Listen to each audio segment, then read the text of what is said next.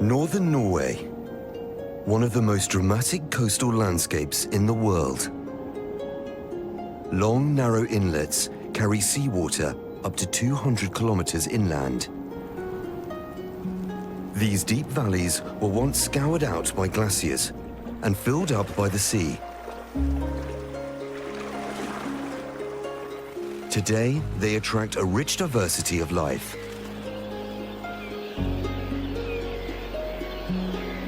The Norwegian fjords are as deep as the mountains are high, and they teem with life.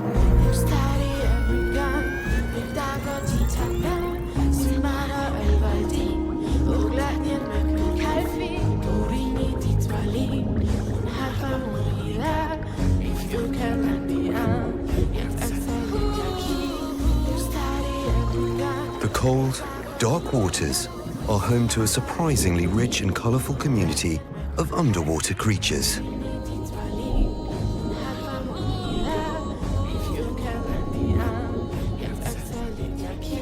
Some even produce their own lights and glow in the dark.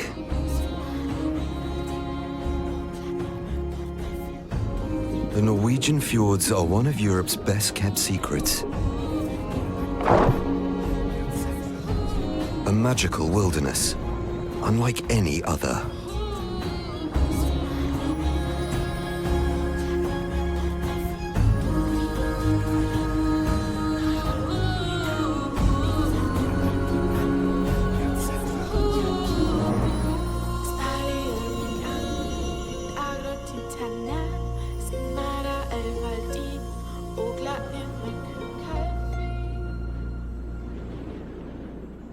It's mid-November. The Norwegian winter has set in, and the sun barely skirts the horizon during the long polar nights. All is quiet at the bottom of the fjord. The waters appear lifeless, the sediments undisturbed. There is little sign of the invasion that is to come.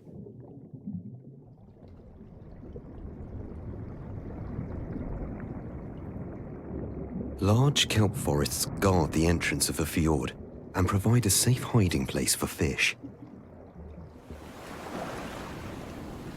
Further inland, the fjords break up into a network of smaller channels that slow down the flow of the water.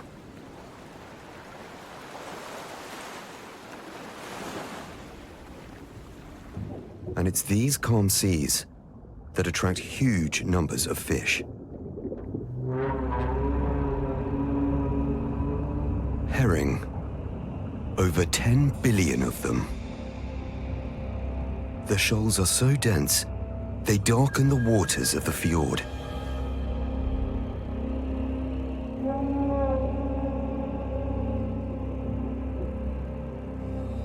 The herring have been feeding in the rich Arctic seas all summer. Now, sleek and well fed, they gather in the sheltered waters of the fjords to overwinter here.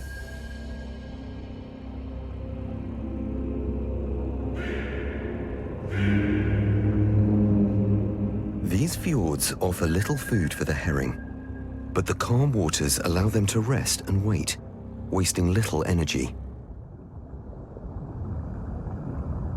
In spring, they'll continue to their spawning grounds along the coast.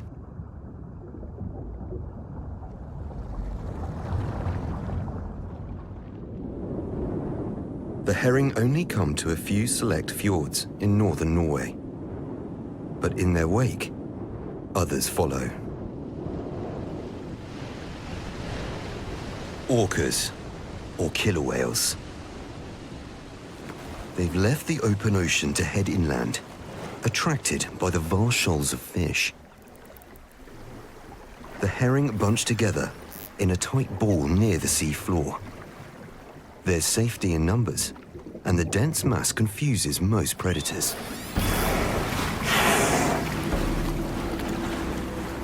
But not the orcas. They work as a team, youngsters learning from older ones. The key to their success is cooperation. Slowly, the whales circle their quarry, driving them into an even tighter bunch. As they do so, they communicate with clicks and whistles.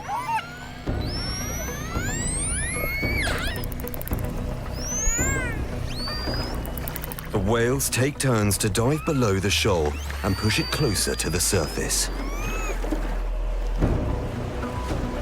Finally, they manage to drive the herring into shallower water.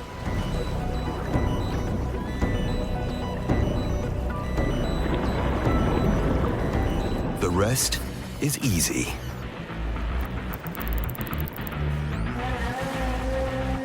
A large male approaches the shoal from the side and smacks into the mass with his powerful tail fin. With one blow, he's killed and stunned a dozen fish. Now they can pick off their prey at leisure.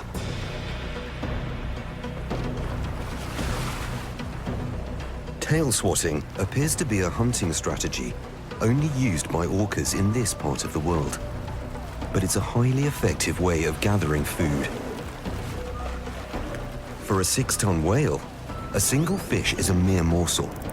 They need to eat around 200 a day, so bulk fishing is the perfect solution.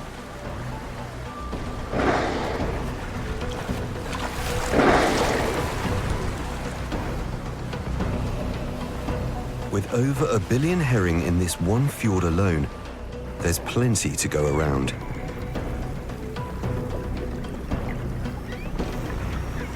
Compared to human hunters that take thousands of tons of herring from these waters each year, the orcas hardly make a dent in the population.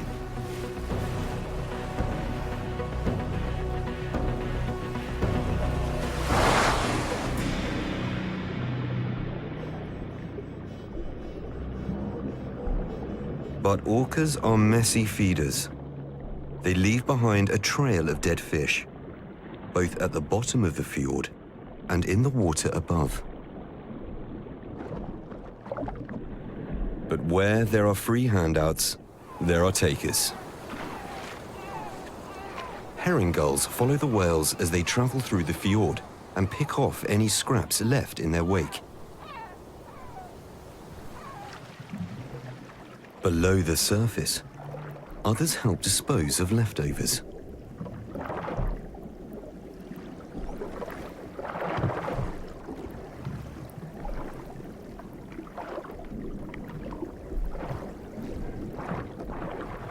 Nonetheless, much sinks to the bottom.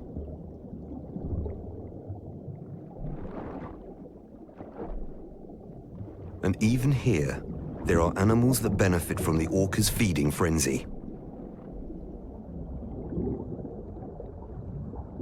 Hiding away on the sea floor are creatures that depend on debris sinking down from above.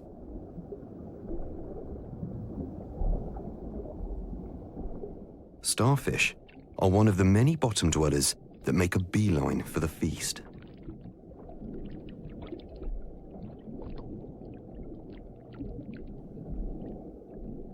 Each arm contains a branch of their stomach and produces chemicals to digest the carcass. They will eat whatever comes their way and eventually release the nutrients back into the fjord.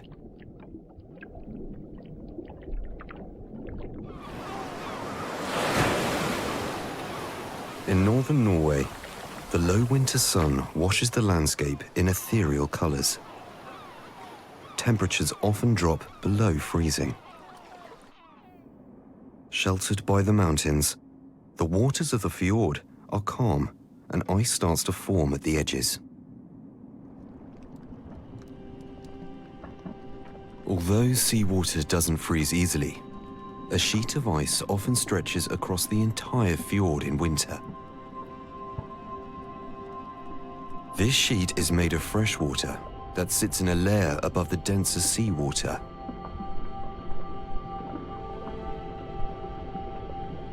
The frozen fjord is many miles from the open ocean, but the daily rhythm of the tides can still be felt and seen.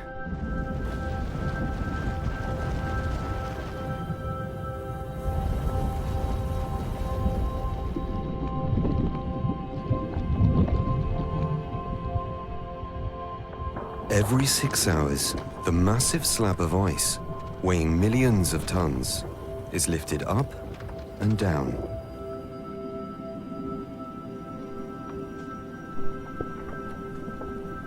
The ice also acts as a gigantic lid, keeping the waters below dark and warm. It's these conditions that allow some unusual animals to live here. The helmet jellyfish, generally found at depths of over 1,000 meters. Direct sunlight will kill it, turning the dark red pigment in its body into a lethal poison. But the winter ice cover over the fjord filters out most of the sun's rays and allows the jellies to rise up to shallower water. So helmet jellyfish thrive here. Sea pens live in the deepest part of the fjord, where they anchor themselves to the sea floor. Here, there's less risk of being uprooted by ocean currents. And the coral-like creatures use their feathery arms to sift plankton from the water. Sea pens like to stay in one place, so if danger threatens, they defend themselves. If anything touches their delicate arms, they produce a series of flashing lights, maybe with the aim to startle in the darkness. But the feathery pens not only actively produce light, they also glow when blue light falls on them.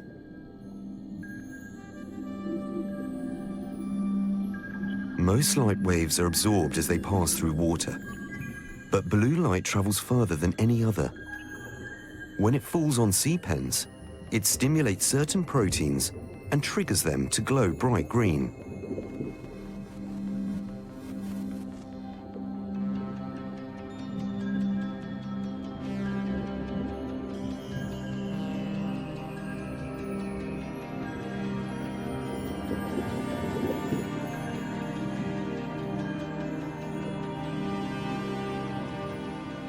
But why sea pens glow like this is still a mystery.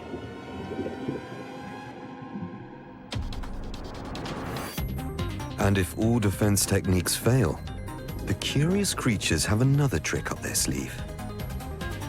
They literally disappear into the ground.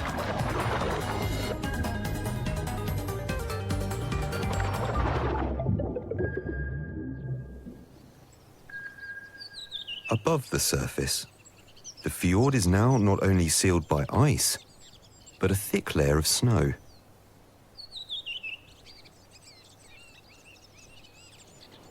The forests are silent in the grip of winter. Only one sound echoes through the hills.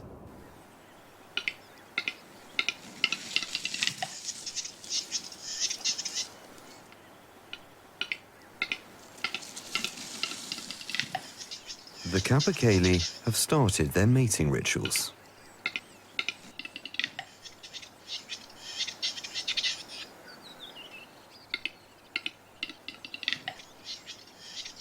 The males seek out the best arenas on which to display.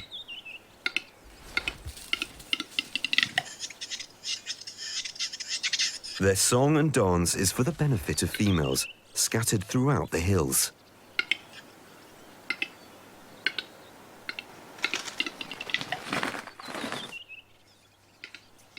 These northerly forests are wetter than most and provide perfect conditions for lichens and mosses. They cover the trees in thick, shaggy carpets. And they're home to a strange, long-legged creature, the spiny-headed harvestman.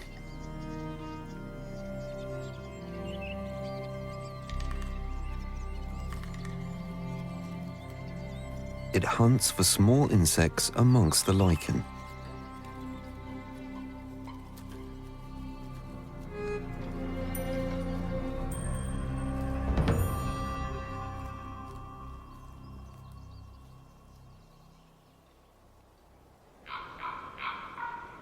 The arrival of spring brings warmer temperatures and fresh growth to the hills around the fjord. The ice has long melted, and below the surface, spring has also not gone unnoticed. Along the shallow edges, thick layers of sand and sediment create an underwater moonscape. Brown crabs are after the mussels buried in the soft sand.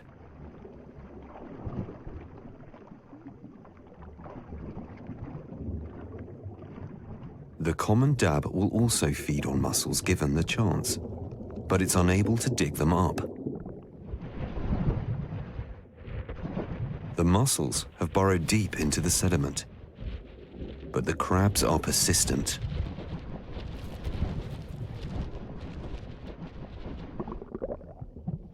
The pilgrim scallop has no need to hide. With 60 eyes along the edge of its mantle to keep a lookout, it can make a quick getaway.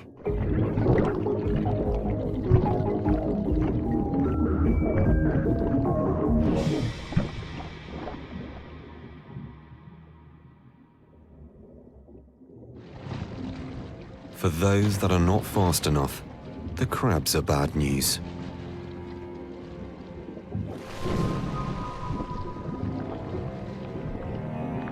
They can prise open the tightly shut shells and pull out the scallop's soft body with their pincers.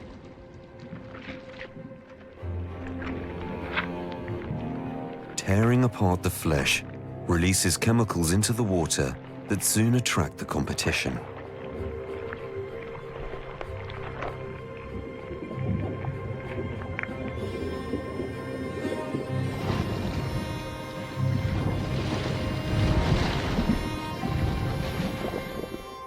The dab also sees an opportunity.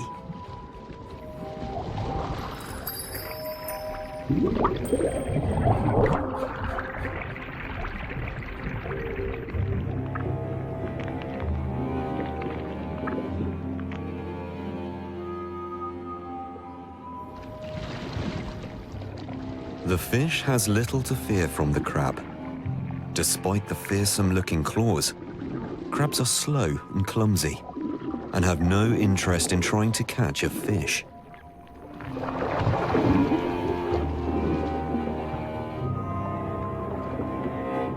Nonetheless, she keeps a respectful distance, slipping in to sneak a mouthful when she thinks he's not looking.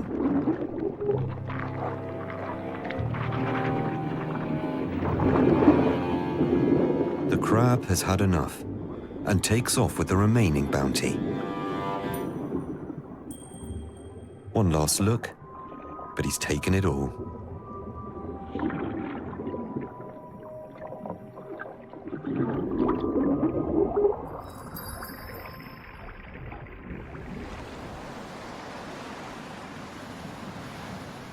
The Norwegian fjords resemble large inland lakes, and thanks to the warming Gulf Stream, they enjoy a mild climate. Not surprisingly, they attract animals both below the surface and above. Common eiders seek out the sheltered edges to feed on crabs and mussels and to raise their young. But while the water may be safe, there's danger from the air above.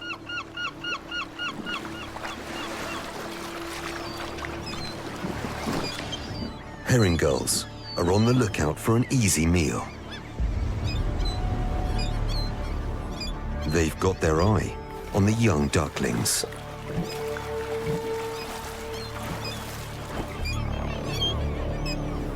But the attentive females join forces and launch a counterattack.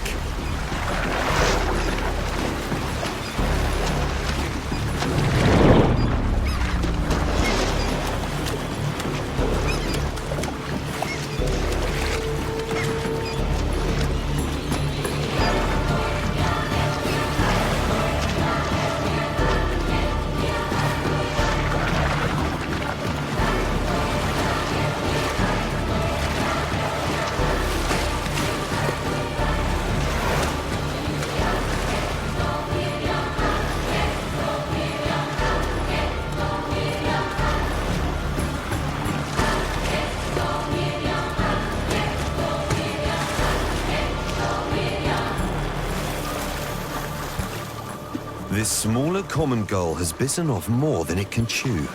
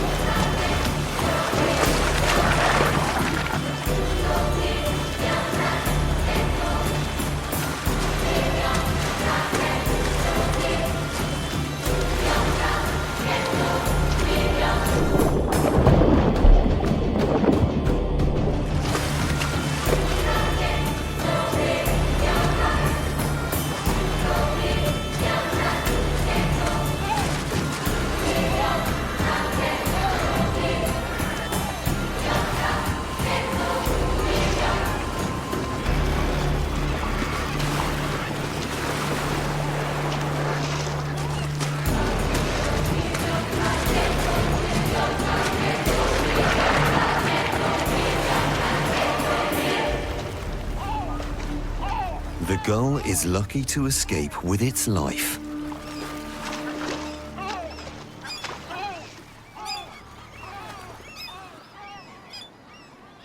Spring sees the arrival of other visitors to the fjord. The ruff has travelled all the way from Africa and now refuels on small crabs and insects along the shoreline.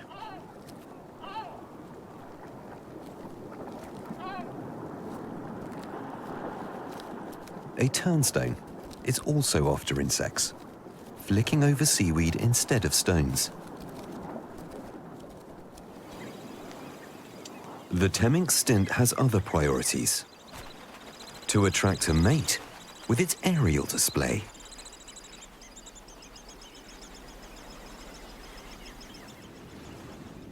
While some of the fjord's visitors arrive at the same time every year, others are less predictable.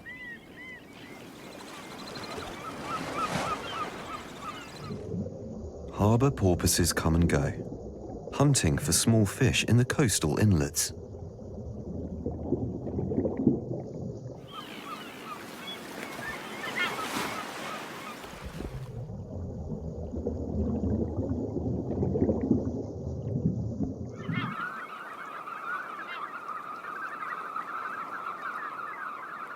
At the end of May, huge flocks of knot descend upon the fjord.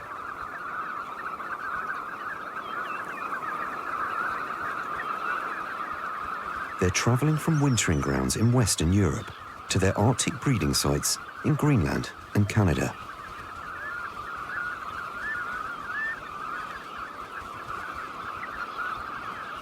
They've come to the fjord to replenish energy reserves before continuing on their long journey.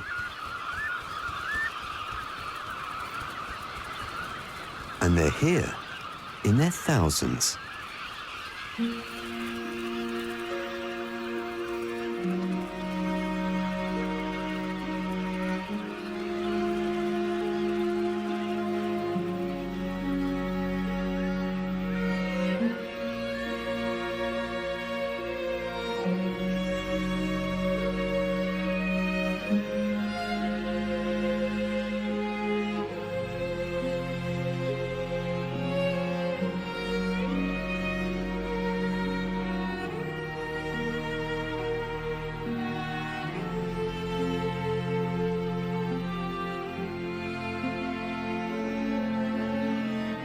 The small birds have flown non-stop for 3 days, covering thousands of kilometers.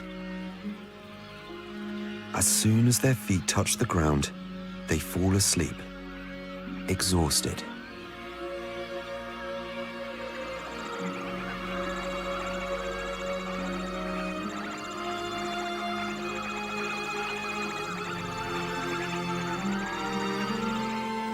The knot will only stay for a week in the fjords, feeding on small snails and mussels in the exposed mud at low tide.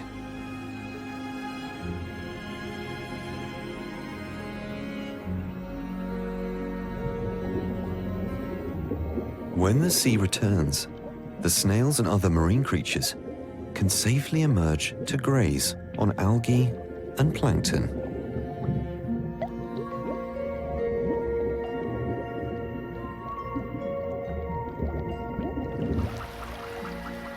The daily influx of seawater is crucial for sustaining life in the fjord. But where there is life, there's also death. A harbour porpoise is washed ashore by the incoming tide. It most likely drowned, entangled and trapped in a fishing net.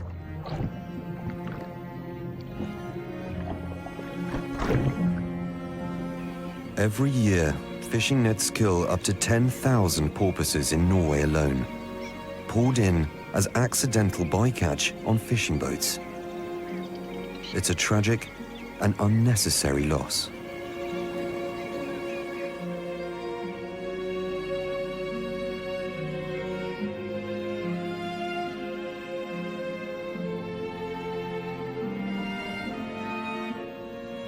The porpoise lies stranded on the shore, the marks from the nets clearly visible on its body.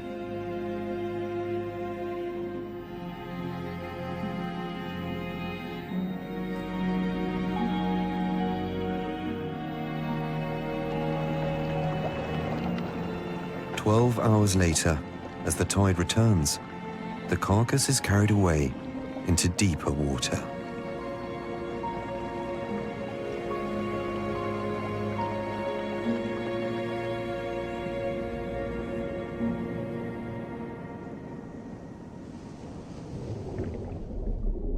The porpoise settles at the bottom of the fjord.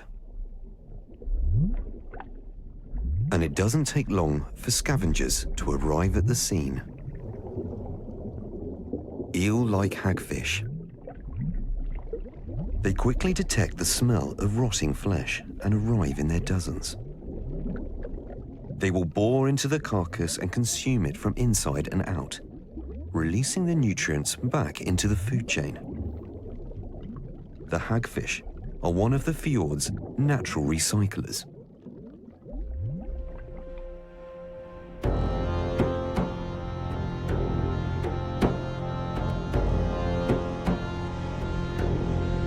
There is one other vital source of nutrients that sustains life in the fjord.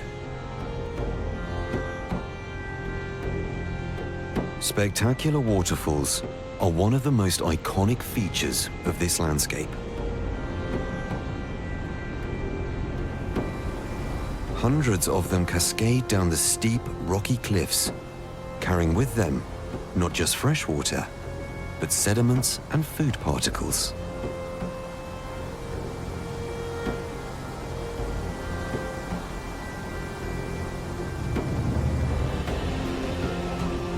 These dramatic waterfalls are life-giving arteries that provide a continuous supply of nutrients to the fjords below.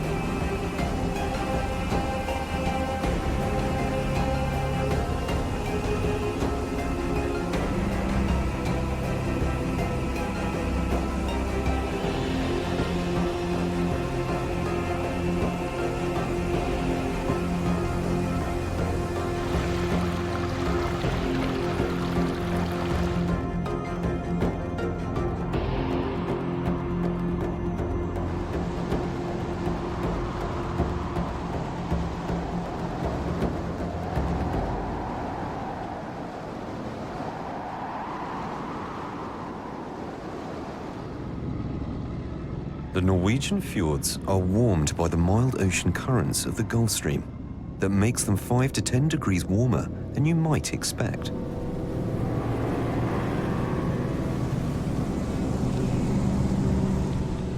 and many of them are very deep, some over 1,000 meters.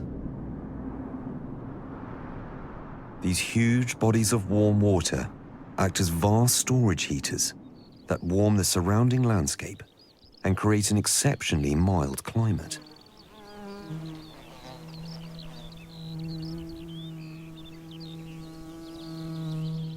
Surrounded by high mountains and Arctic tundra, the fjord is an oasis for both people and wildlife. In the far north, the vegetation is sparser. Few trees grow here.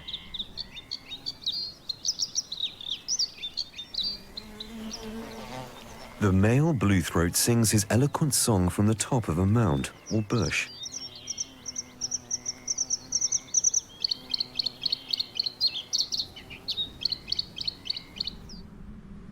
Other tundra residents have chosen a spit of land as a display arena. Male ruff, with their spectacular plumes, are waiting for an audience.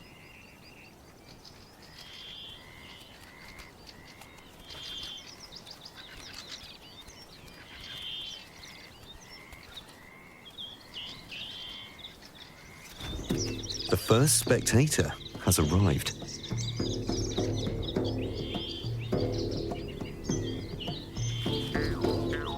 And now the performance can begin.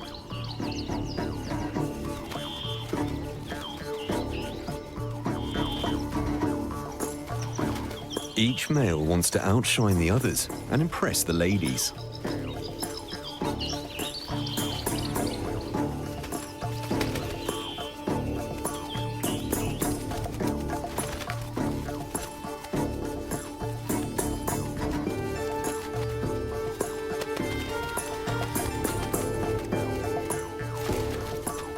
Their dance has a complex choreography. A dark and a light-colored male will often tango together in the hope of dazzling the females.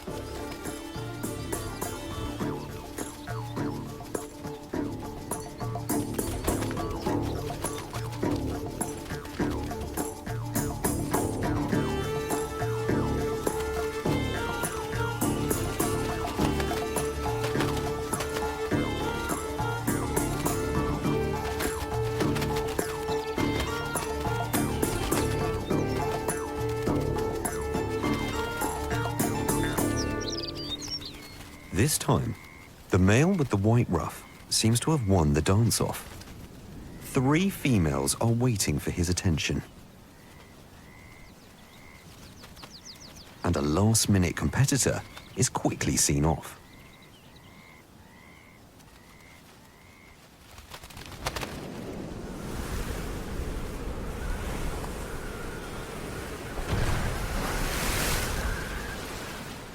Norway's western coast and fjords receive a huge amount of rainfall.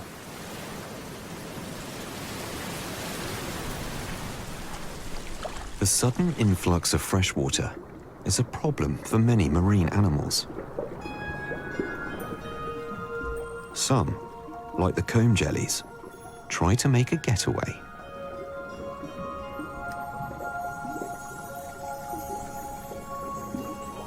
They propel through the water with tiny hairs that beat in synchrony and scatter the light to produce iridescent colors.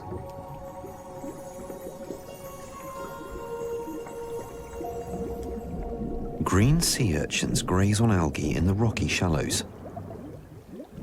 They can't swim to escape the fresh water, but race away on tiny tube feet.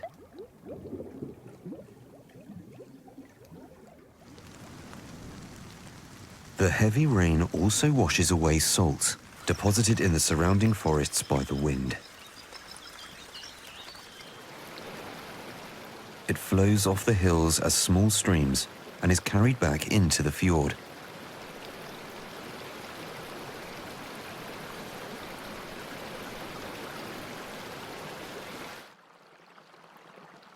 Where the freshwater streams flow into the fjord, animals have to cope with great fluctuations in salinity. These sudden changes can be deadly for starfish that quickly move to deeper water, where conditions are more stable. But some animals cope equally well in both freshwater and saltwater. Salmon and sea trout. Every year, the fish make their way back from the ocean and follow the rivers upstream. On the final leg of their journey, they have to ascend waterfalls several meters high. This requires a huge amount of energy.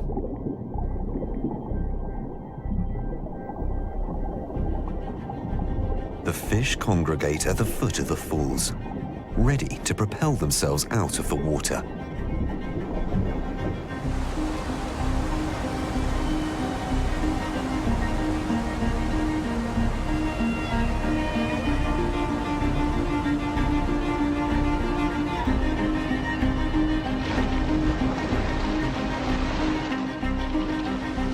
Not every attempt is successful. There is no choice but to try again.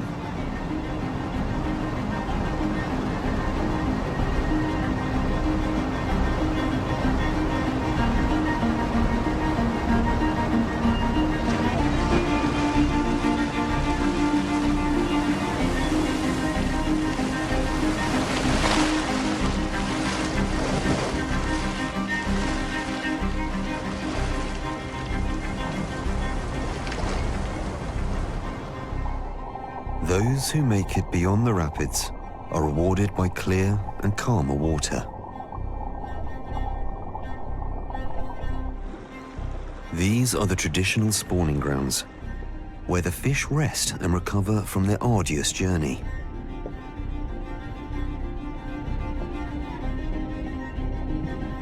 Then each female chooses a spot to lay her eggs.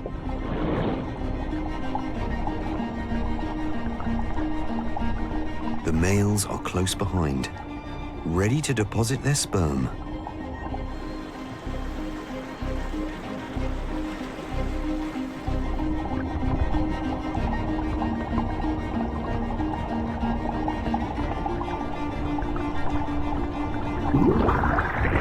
Mission accomplished.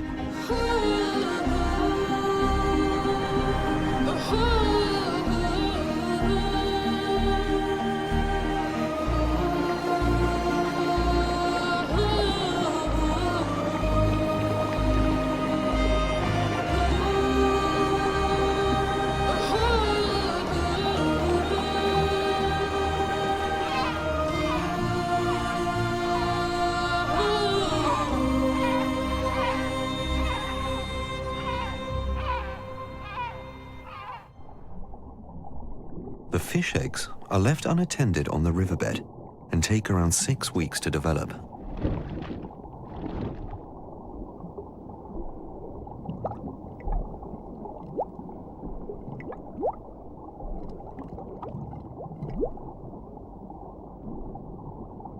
The small fry are only 2 centimeters long and have a large yolk sac attached to their belly. This will provide them with food for the next few weeks, while they remain hidden among the gravel.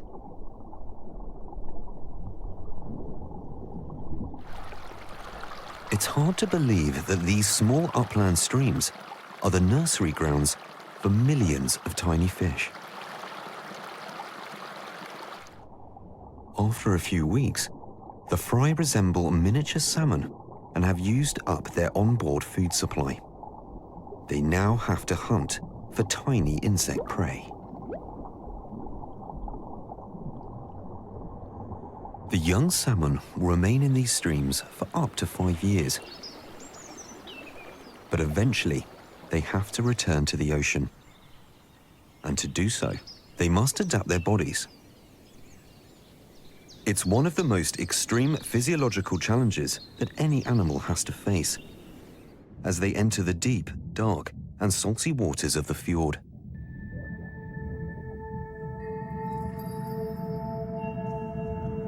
One group of animals that is perfectly adapted to life in the deep are the sea slugs.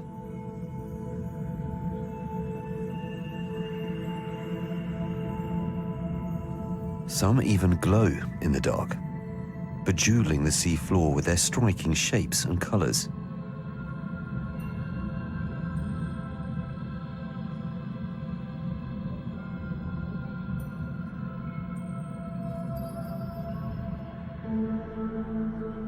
The reason for their eye-catching fluorescence is still a mystery. But having lost their shells millions of years ago, sea slugs may defend themselves with these brilliant lights and colors.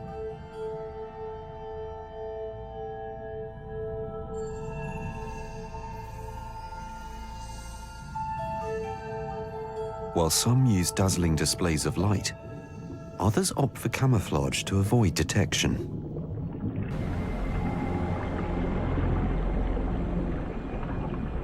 The long-legged spider crab is a master of disguise and moves slowly across the sea floor, searching for edible morsels.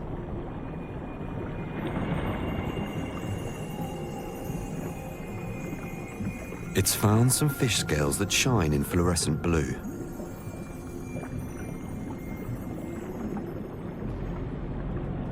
A second spider crab has picked up the scent and heads towards its rival.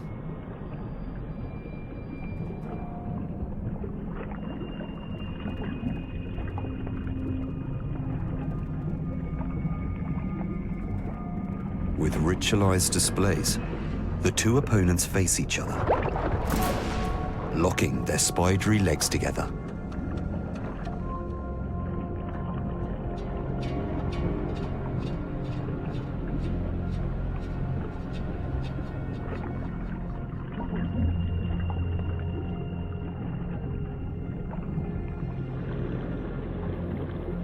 From the bottom of the fjord, the sides rise up steeply, both below water and above.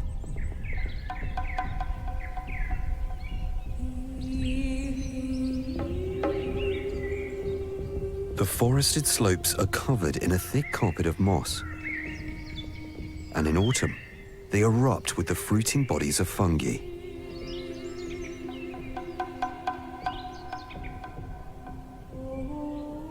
The fungi are short-lived, and like much of the woodland vegetation, will ultimately be carried down the steep slopes and into the fjord.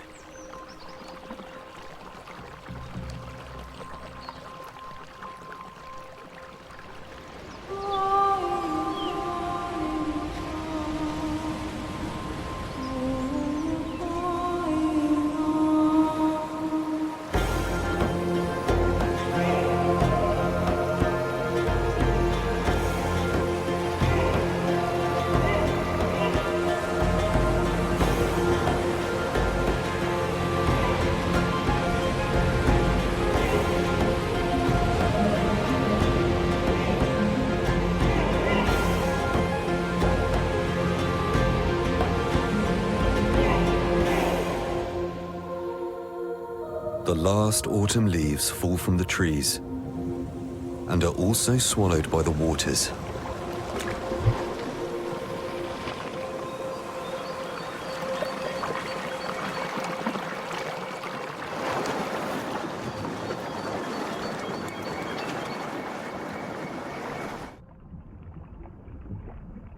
Small marine crustaceans are at hand to exploit this seasonal supply of food.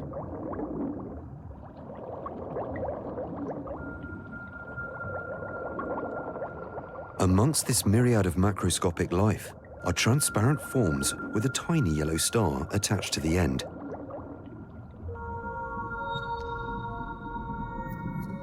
These are starfish larvae, and they spend the first weeks of their life traveling the open seas.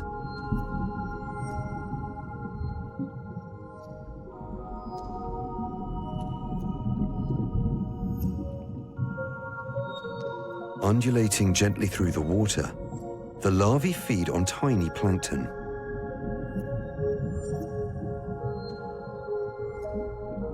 Eventually, they sink to the ground, and the perfectly formed miniature star detaches itself from the main body.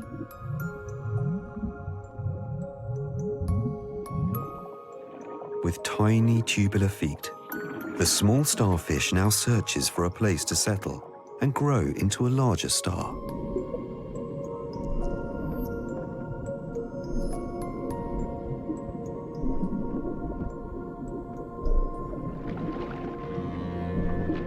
Vast quantities of organic matter end up at the bottom of the fjord and play a crucial role in maintaining this rich underwater life. In shallower regions, sea anemones filter tiny particles from the water.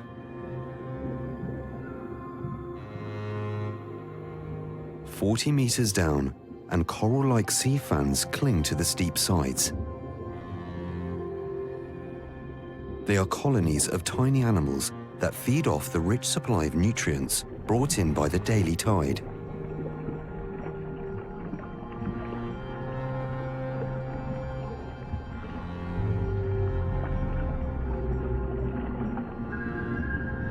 Deeper still, at depths of 200 meters or more, the sea floor turns into a kaleidoscope of colors.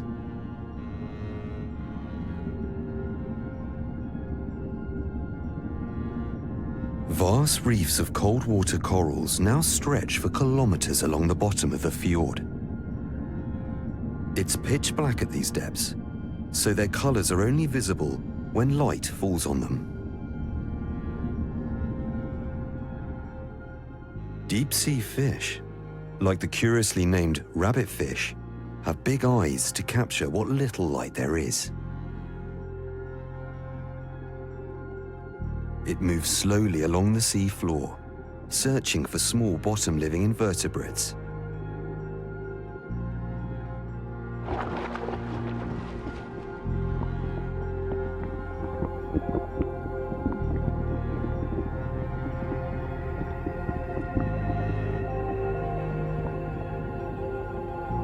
By late autumn, dead fish litter the seafloor once more. In the waters above, the migrating herring have started to arrive.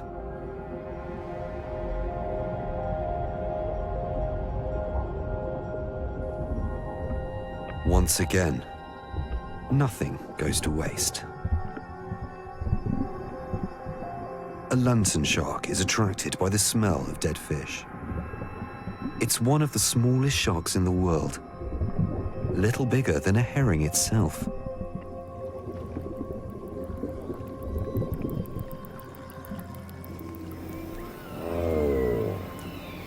Autumn also sees the arrival of more unusual visitors.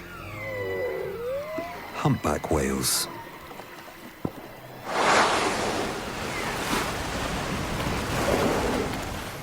They followed the herring on their migration from the Arctic Ocean to the Norwegian fjords. But the humpbacks don't hunt alone here. They rely on help from another whale.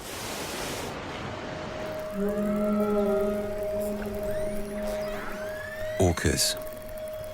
Hundreds of them converge on the fjord, drawn in by the billions of herring. Their calls guide the humpbacks to the banquet.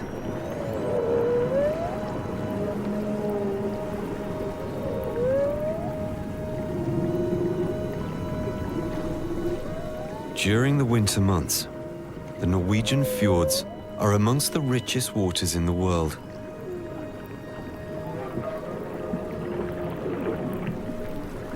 They harbor millions of tons of fish and, not surprisingly, attract hunters from near and far, who cash in on the colossal feast.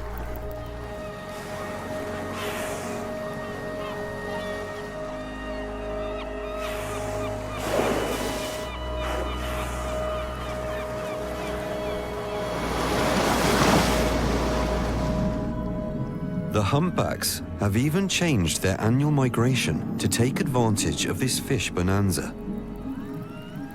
They can swallow hundreds of herring in one big mouthful.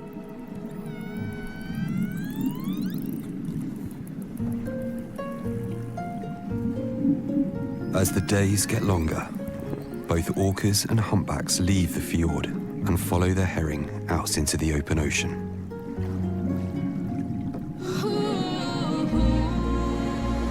whether they will return again next year, no one knows.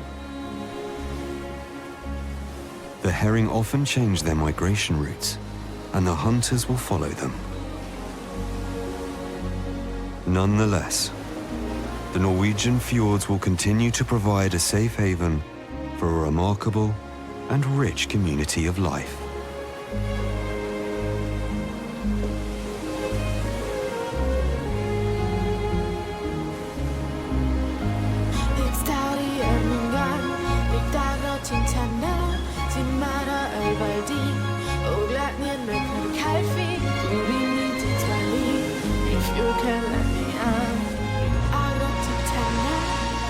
Glad det nok kan